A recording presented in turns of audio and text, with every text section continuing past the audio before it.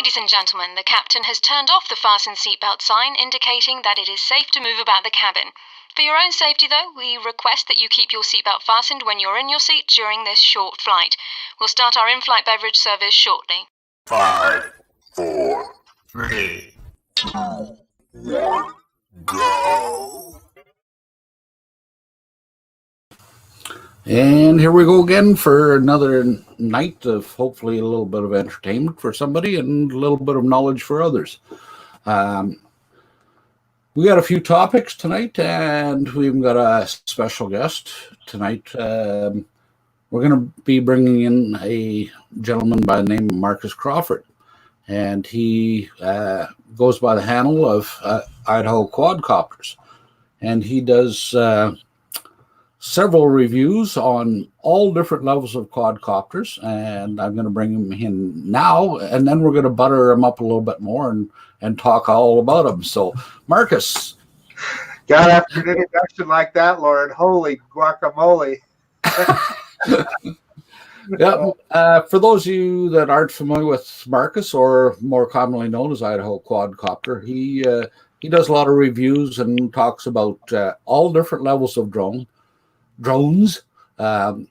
Normally, the reviews that you hear are all the high-end drones and DJI and stuff like that, but he kind of looks at everything, and what he tells you is what he sees. There's no sugarcoating. He's not sponsored.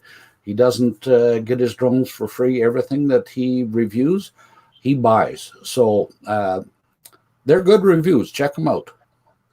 Evening, Marcus. Thank you, Lauren. I appreciate that.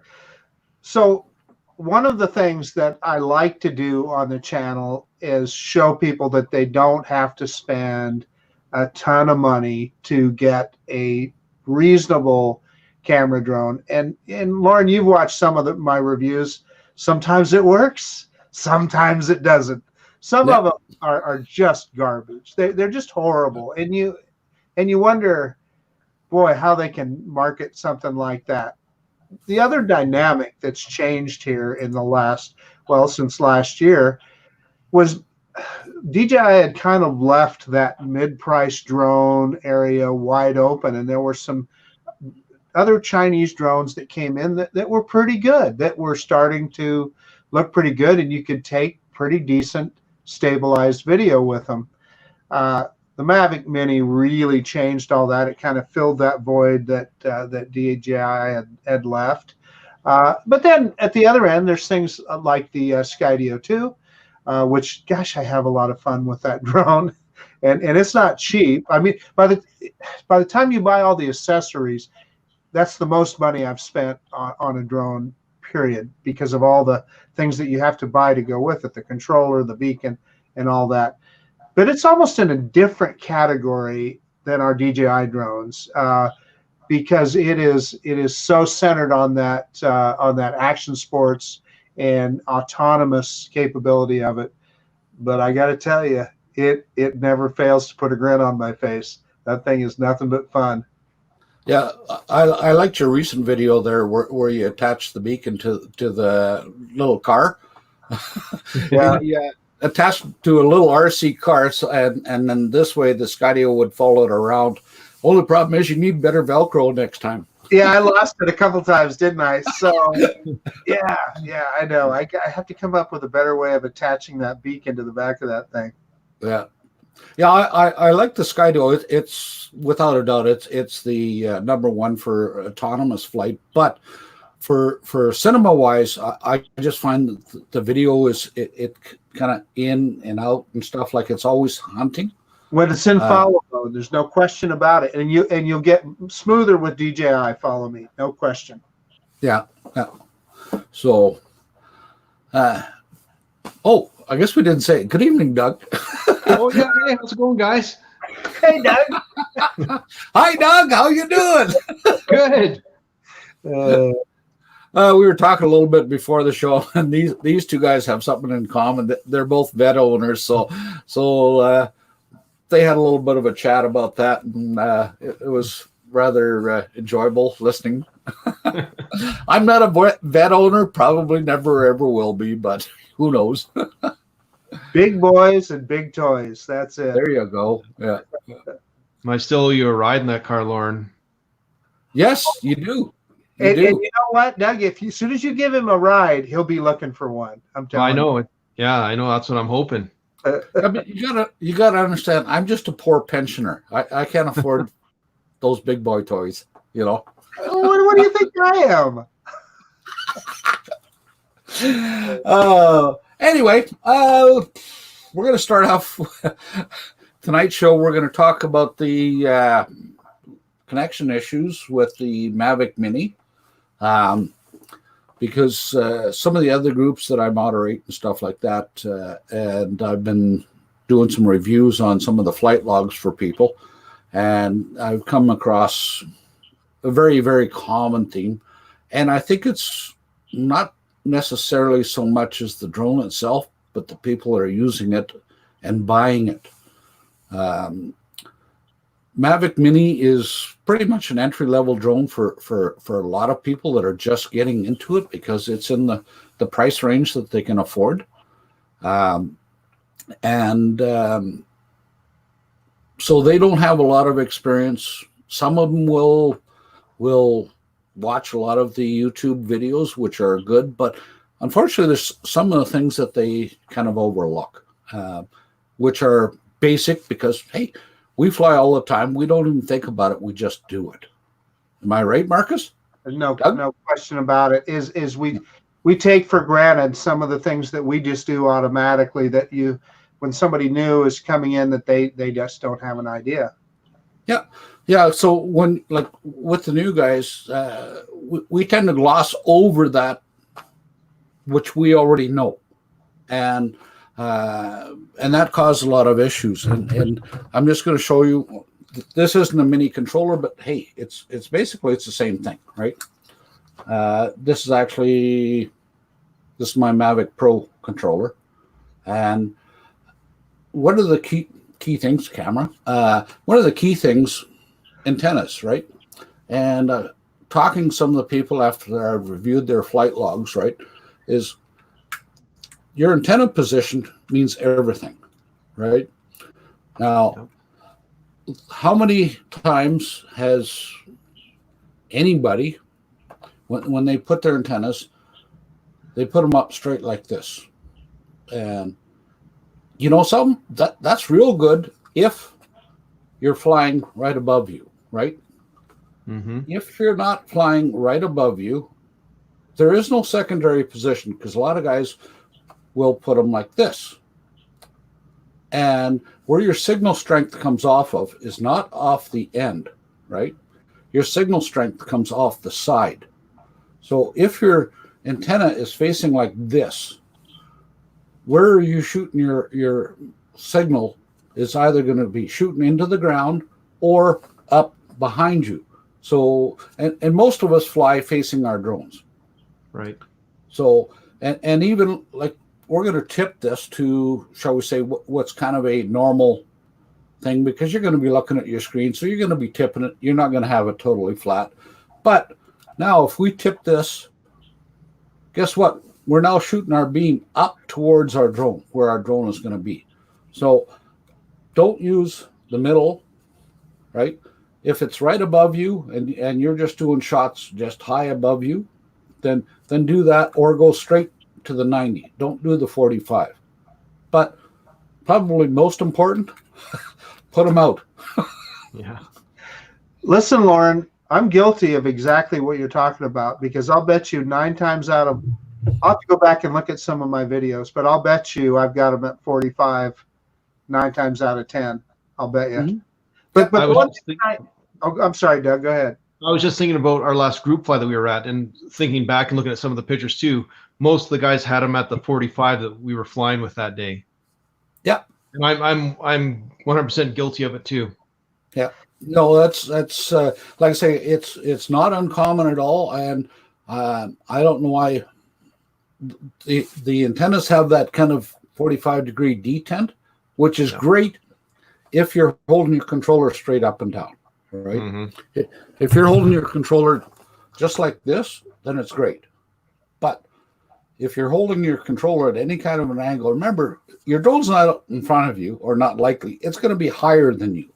Yeah. So, get your antenna straight up to the 90. That makes a lot of sense. The one thing that you did talk about that I'm always hyper aware of, though, particularly with Wi-Fi drones, not OcuSync, but with Wi-Fi, when your drone is directly above you, you're going to get in the donut hole of that of the signal. So just what you said, you better have those antennas flat then, so it's shooting up at the drone. Exactly. Or understand that you might have a couple connection issues if it's right above your head. Yeah.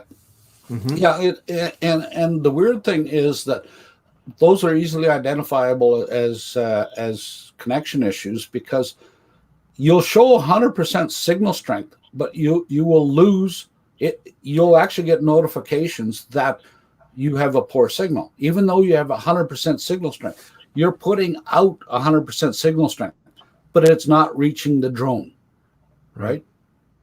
So, line up your antennas, and it's going to make all the difference in the world. Gosh, now I'm going to be hyper conscious of my antennas. I was just thinking the same thing. That's a good thing. That's not a bad thing. That's a good thing. No. Yeah. Hey, anytime you're not going to have a flyaway or a crash or whatever, that's always a good day, Mm-hmm. So the other thing on the Mini, and it's actually more to do with the Fly app. I brought this up a couple of months ago on one of the shows I was on. A lot of people aren't aware that they went to the Fly app for a different reason, not just because it's simpler, but the way it operates. With the DJI Go 4 app, majority of the work is all done on your drone. And part and parcel why they were able to bring about the Mini and have it as capable as it is. Guess what? I got a phone call. I'm going to ignore. But part of what makes it as capable as it is it actually uses the resources off of your display device, whether it's a tablet, a phone, or whatever. And it was funny because Philly Drone Life released a video today, and actually that was one of the people I was discussing it with a few months ago, but he released a video today where they compared the iPad Mini 4 and the iPad Mini 5. And I think he's now a believer because he's seen the total difference between the Mini 4 and the Mini 5.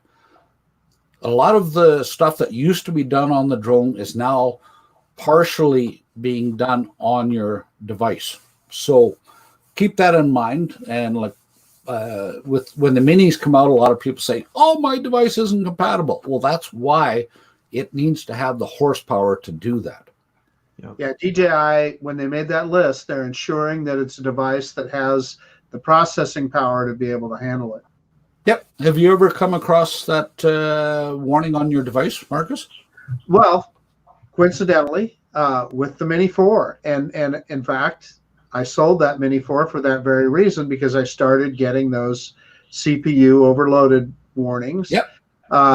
And so, yeah, so enough of that. And in fact, I had a Crystal Sky for a while, and I even got it a few times on that. Now, I'm going to add that I was also using a screen recorder in the background, but it was just enough that it overtaxed, because basically that Crystal Sky is just an Android tablet, and it overloaded the processor enough that it couldn't do. If I turned off the screen recorder, it was fine, but I would get that warning if I had the screen recorder going. How about you, Doug? Have you had that issue or no? No, I still just use my Samsung phone and haven't had any issues with that. No. Still runs smoothly. Yeah. I'm on the dark side. Oh, yeah. Well, yeah, Marcus has always got the biggest and the best. Well, you know. What are you going to do, Lauren? Hey, you got to take life as it gives it to you, you know. There you go. There you go. That's a good point. So listen, what you're talking about, Lauren, I run into all the time with people flying drones like that Xeno 2 there, and those cheaper Chinese drones. Trust me, the FEMI XE is notorious for it. They're using the horsepower from your phone to help run the drone. And so let's think about the kind of people that buy those drones. They're budget minded, right? So typically they have a budget mobile device as well. And they're the guys that are having the flyaways and the problems. And it's so tough when they ask me to, I have to tell them, I say, well, you know what? The problem is probably not your drone. It's probably the mobile device that you're trying to use with it. Yeah. And Actually, that would be a good video. Oh, sorry, Doug, go ahead. And not turning it on to airplane mode, just having your text and all your other stuff coming up on your device and causing more confusion for your phone and your drone. That would be a good video for you to do for something like the FEMIs, Marcus. Yeah, in fact, I have. I've actually brought that up, and it was particularly prevalent with the Xeno, and people would have all kinds of flyaways and stuff, and you'd find out that they were trying to use some kind of Chinese phone that you'd never heard of, that had an Android, 5-year-old operating system on it, Ice Cream Sunday or whatever they call their old operating system. And it just doesn't work. And that's kind of the heartbreak of those cheaper drones, is that, they're the ones that really kind of depend on a more powerful phone. Mm-hmm. Yeah. So anyways, let's move on to the next thing. We only do a half-hour show, by the way, Marcus. We're not a full hour, so sometimes I kind of rush it along a little bit. I just want to give myself a little pat in the back. I've been working on a project for a while for a friend of mine down in the States who's building a movie, and he's asked me to get some shots, and this is one shot that he absolutely loved. He asked me to get him one shot. I did 7, and he decided he's going to use actually 3 of the 7 instead of just the 1. So just for kicks and giggles, I'm going to just share this with you guys, if it'll play. Come on, there we go. But here I do kind of a little bit of a tease reveal. You can kind of see the Calgary Tower in the background. And then it finally gets revealed right at the end. And he wanted something that showed that, that kind of an identifiable landmark and stuff like that. So the other ones you'll have to wait and see when the movie comes out. And but there will be I'm trying to find my mouse here, excuse me. There we go. You will see several clips that are going to be recognizable depending on the audience, because they're going to be using clips from all over North America. So, but I had fun doing it. It just took a while for the weather to cooperate. And you did that all with the Mini? Yes. Looks not bad, eh? Oh man, that thing just has a phenomenal camera. Are you familiar with Brian Singleton in Pennsylvania? Yep. He just posted a bunch of Mini video, and if it just blew me away how good that footage. I mean, it's 2.7K, but you'd never know it when you look at it. Of course, you're looking at it through the YouTube algorithm and all that, but still, it looks really good.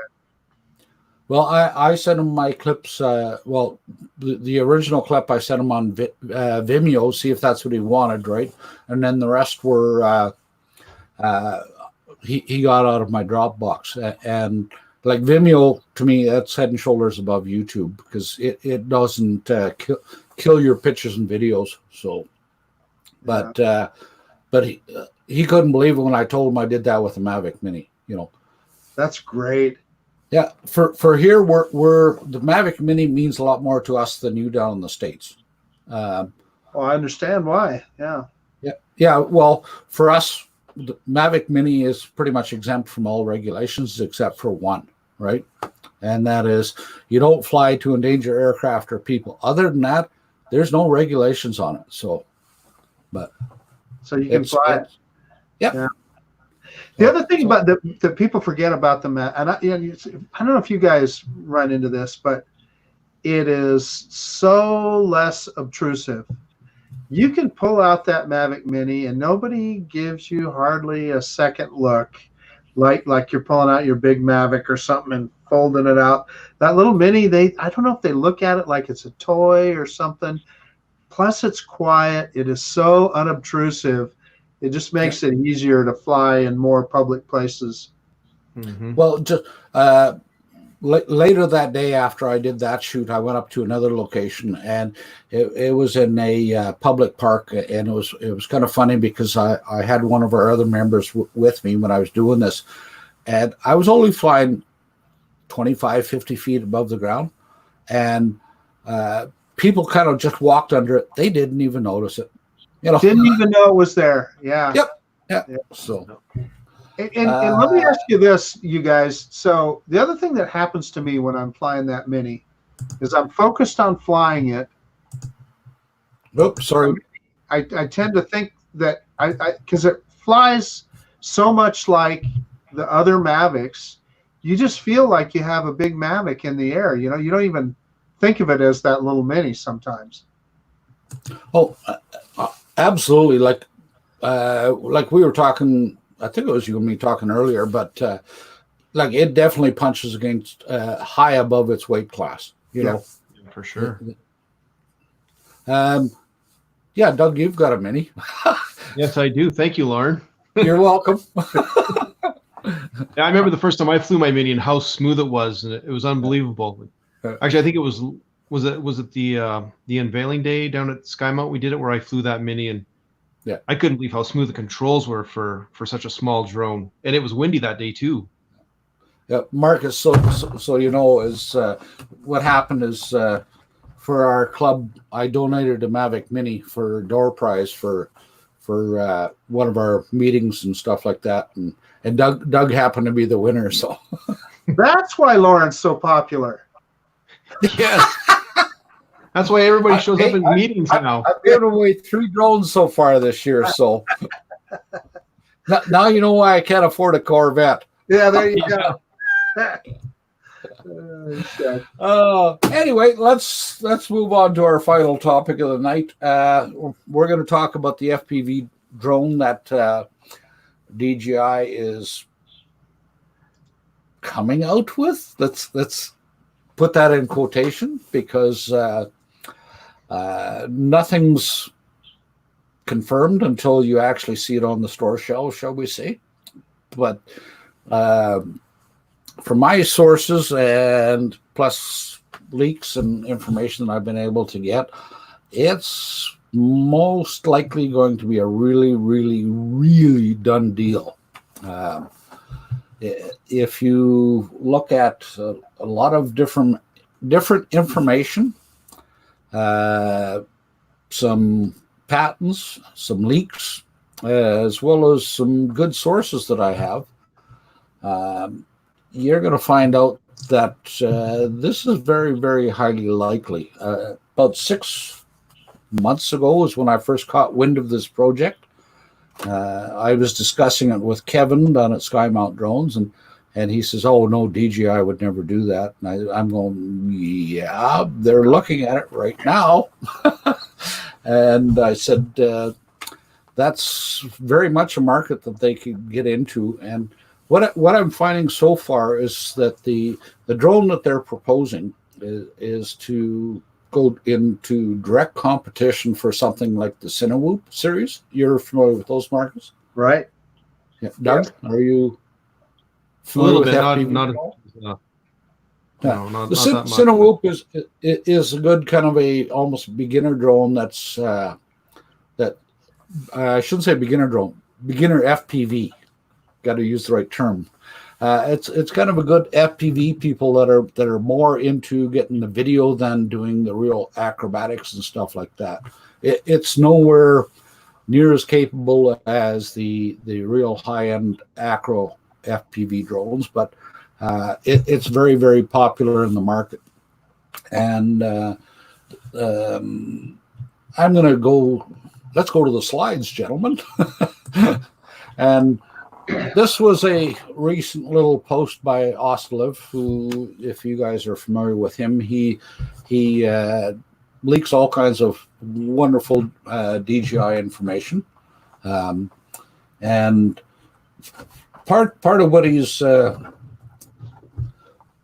put up here is what he is his concept, and what he puts up there as concept is probably a reasonable guess on what's going to happen. He's done this before. So he's thinking it's going to be a 4K camera with high definition video transmission. And if you've been following DJI lately, 3 or 4 months ago, they came out with their FPV camera system. And guess what? Those specs kind of match that. So 3-inch propellers, well, that's reasonably common in FPV drones. No big shock in there. GPS inside. Some of the more basic non-acro drones, it's very common to have GPS. And then it's got the different flight modes. No big shock there. Easy to fly. What surprised me, Lauren, was that not only acro, but ADI, and when you say position, or when he says position hold, he means GPS, I presume. Yep. Yeah. Just like our normal P mode, right? Got you. Yeah. That's position mode, same thing. And then easy to fly all in one. Now, part of what I'm hearing is that there's going to be 2 versions, and one is going to be just a total ready to fly kit, and the other one is going to be kind of a partial one, which is kind of like the bind and fly ones, the B&F drones. So you can do some more customizing and stuff on that, because there's some people that don't want the totally ready built drone, that they want to customize it to their needs. I think at least for this first drone, they're going to be kind of going after the first time guys. And so is that what prop guards are on it? Yep. Yeah, it'll have prop guards and stuff like that. But it's like the Cine Whoop, and that's part I would give it away to me for the Cine Whoop is Cine Whoop has the ducted props as well. That's just what I was going to say. If you talk FPV language, they're going to tell you that's ducted. Yeah. Yeah. They have the ducted props. Now, a few months ago, whatever, this was a patent that was in China, and this is their image stabilization camera. And this is exciting. This is, a lot of people are saying, oh, guess what? That's going to be on the Mavic 3. It's going to be on the Mavic 3. No, it's not. And we're going to piece together all the things, and then you'll kind of see where it's going from there. So, and then next patent was this one. And if you look down in the corner here, you can kind of see a nice little diagram and stuff like that. You guys read Mandarin? You want me to read? No, just kidding. Hey, Marcus, for what it's already worth, I translated it. So I used Google Translate, and I found out what all that said. So, and that's what kind of led me on to the FPV, right? So now here's kind of the blown up of the other one. And if you look here, you've got the gearing system here. Can you guys see my mouse or not? But yes. Yeah. So you got the gearing system here. So this camera is tiltable. And why do you want a tiltable camera? Well, the FPV guys, when they start racing, their drones are like this, right? And so normally they'll run, quite often it's two cameras that they'll run, one to capture their video and one for them to actually see. Now, the camera on this is good enough to do both, capture and see. But with the normal FPV guys, they pre-adjust their camera so that it is already, they can see straight ahead when it's tilted like this. This one here is going to give you the ability to adjust your camera to whatever angle you're going to be tilting, depending on how fast you're going. Because if you're going to be just going slow, you don't want to tilt it.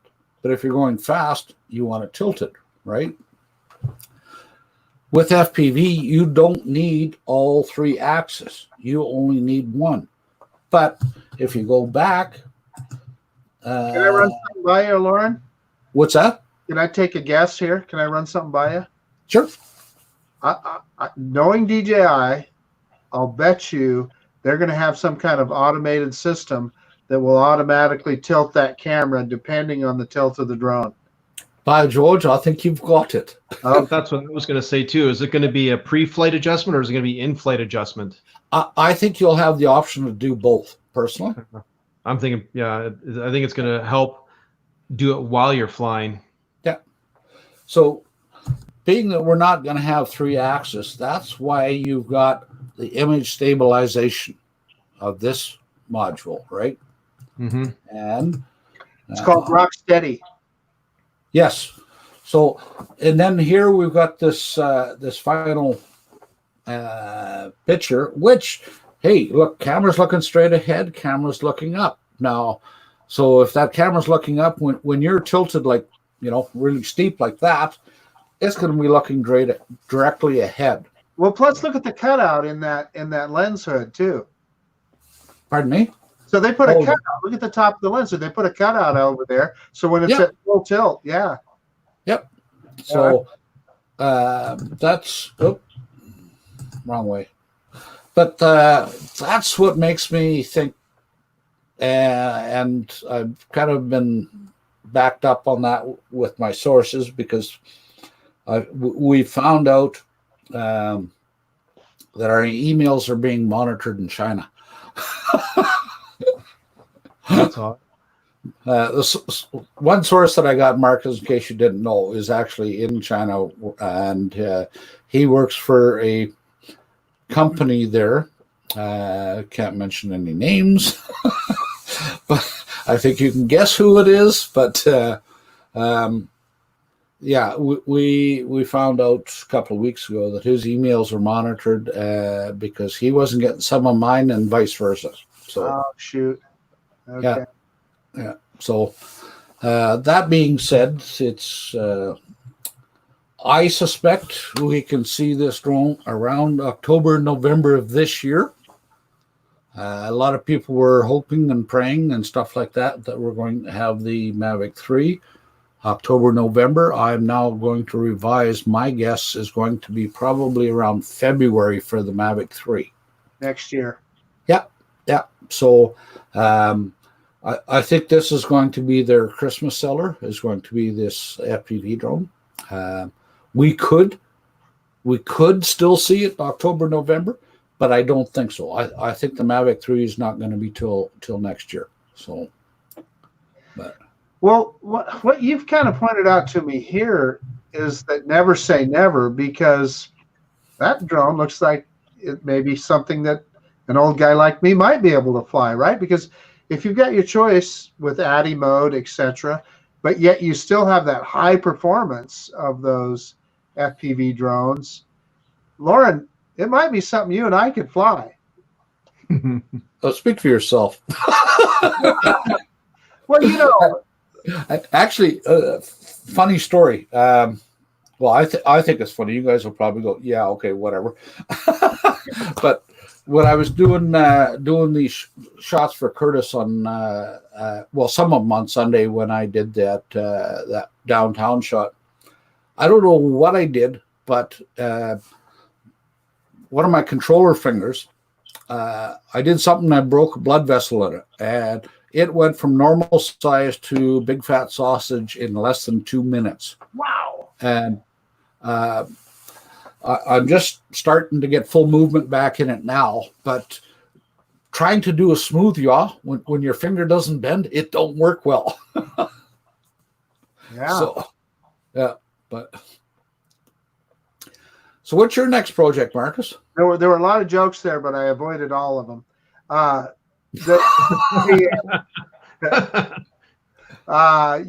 Next project, gosh, I'm gonna have to give that some thought.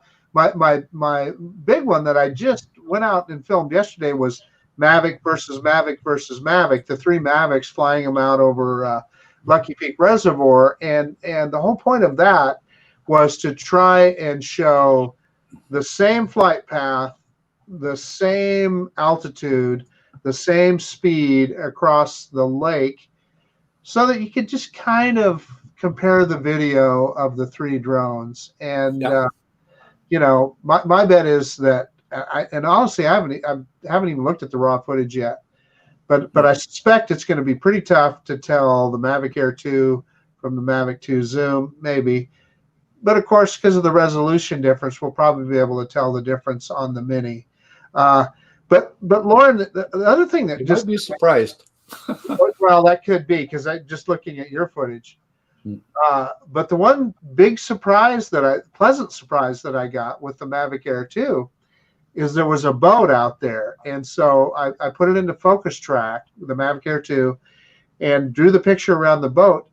The flipping thing recognized it as a boat, gave me a little boat icon on the screen, and I could fly all around him. I could put it either, I spent some time, I put it in trace mode and followed behind him. And then I put it just in spotlight mode and was able to just fly around him and keep it in center of frame that way. Yep. But it's so cool, the tech they're building into these things. Like I said, there's a little boat icon down there. I'm going, wow, that's a smart drone. Yep. And what's your next project, Doug? Probably just more flying off the back deck in the backyard. Yeah. That's it. I was down at McKinnon today. And, water's coming down. It's not flyable yet. Right. Water's coming down. I got some good footage from there today. And it was really funny because there was just a ton of fishermen down there today. It was funny because I decided I'm just going to kind of follow along sideways there and watch these guys. They're going down the river, just floating down the river, casting and stuff like that. And it was so funny because I was flying the Mavic Air 2, but they could hear the drone, but they couldn't find it. They couldn't see it. So, actually, one of my other projects is I've been giving lessons to one of the guys at work who bought a Mavic Mini. It's actually Lonnie's nephew. Yeah. And he's into the car shows quite a bit. And that's why he bought the Mavic Mini, was to be able to go wherever the car shows are at. And he can put it up and go around, get pictures of the cars from different heights and different angles. And instead of using a GoPro or his camera for his blog. Well, on that note, I had kind of a scary thing happen down in McKinnon today. Again, I was flying the Mavic Air 2, and I had a plane come in way too low. And when I say way too low, I mean he was way too low. Fortunately, it was a really old plane and really loud, and I seen him long before he became an issue. But if he's that low, he better be careful with those power lines. What's that? If he's that low, he better be careful with those power lines crossing at McKinnon Flats there. Well, to be honest, I thought he was going to hit him, and I don't think he cleared him by more than 15, 20 feet, Wow. And then after he cleared those power lines, he dropped down, right? Yeah, I think he probably realized what he was at or what he was getting into. But after he cleared those power lines, he dropped down, and because it was an older thing, I don't think it Didn't have electrical system, so he didn't have ADSB. And just so you know, Marcus, ADSB is not mandated in Canada yet. That was my next question. Yeah. ADSB, I think, is coming January 2021. Do you know, Doug? I'm not 100% for sure yet either. We've heard a couple different dates. Okay. So, but yeah, that was kind of a little bit of a scary thing. Had I not heard him and stuff like that, because where he flew was pretty much where I was flying. Like he was probably about 100 feet above the river. So Lauren, you just touched on something that I tell people over and over and over again. You know, ADSB or not, your best tool is your ears. Yep. Yeah, and your ears and your eyes. And your eyes, and it helps. You know, we don't always, but it also helps to have a spotter. When I have my wife with me, it's so awesome because I hear a plane, I'm telling her to find it, and you know, she's looking around, and my head's on a swivel. And, you know, and once you get eyes on it, and, you know, they're always way away from where you're at. But I never, until I get eyes on that aircraft that I hear, I'm hitting that downstick on that drone. Yeah. Yeah. Well, hey, Marcus, try this next time. If you don't want to live long, okay? Okay. Next time Sarah gets in the car, right, make sure you got the video going and just say, hey, boys, look what I got, a new dishwasher. Oh, yeah. Oh, that'd do it. Yeah. Hope she's not watching tonight. Well, so if my next video I have a black eye, you'll know why, Lauren. There you go. Anyways, on that note, it's been a slice, gentlemen. Hopefully everybody picked up a little bit of something new and learned something. If not, well, maybe next time we can teach you something, but I doubt it. Any closing words there, Doug? Get out and fly. The weather's supposed to be nice the next 4 or 5 days. We'll get a little rain on Sunday, but I plan on getting all my batteries charged up again and heading out. Actually, probably tomorrow and then probably Saturday too. Yeah, that reminds me. Before I go to Marcus, probably Saturday would be a great day for a group fly if somebody wants to organize it. Unfortunately, I'm going to be tied up with family obligations, so I'm not going to organize it because there's no way in heck I can attend. So if somebody wants to go ahead and organize a group fly for Saturday, feel free. Okay. And over to you, Marcus. Well, thank you, sir. Thank you very much for having me on the show tonight. I see our friend Ron Brown just stepped into the chat there, so good evening, Ron. As far as flying tomorrow, I already told you I'm going to be out at the drag strip, and then Saturday it's going to be over 100 degrees here. So I don't, unless I get up really early and put the drone up, I kind of doubt it. Saturday could be a nice day to do some editing in air conditioning. But send some of that heat up here. Yeah, is it? It's pretty cool. It's been cool, and we've had lots of rain. We need some heat. Yeah. It comes and goes here, but like what you guys have, I'm lucky here in Idaho. There's so much Class G airspace for me to fly in, so I'll definitely be grabbing one of these drones behind me here and going out and flying. So thank you again for having me on. No problem, Marcus. Thank you. Might have to bring you on again sometime. So in the meantime and in between time, thanks for everybody coming. Thanks for joining us, Marcus. And as always, it's a pleasure, Doug. Thank you. We will see you guys next week.